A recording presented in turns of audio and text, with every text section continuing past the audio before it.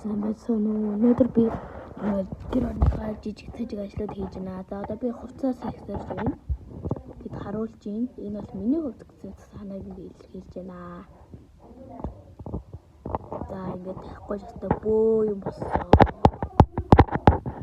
Хэцүү байсан. Энийг ингээд гараараа ингээд дэлгэхэд хэцүү байсан.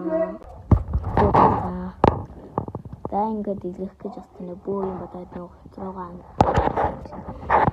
бүр анхаарал төлөвлөө. Тэгэл ингээд камер рууны картинг ингээд дэлгэж байна. Ингээд тэгшилсэн. Тэгэл унтсан. Хай. Гэл ингээд таачаад ингээд одоо бүгд ингээд хийж байна. За ингээд өөртөө хорог ингээд харуулчаад байж гин. За одоо ингээд цохороо ингээд юмнууд харуулж байна. За тэгээд эргээл ерөн готовтол хийж гин. Өөрөө аав ээж өөрөө орж ирэл ингээл юмнуудаа харуулж гин. Нэг иймэрхүү байна.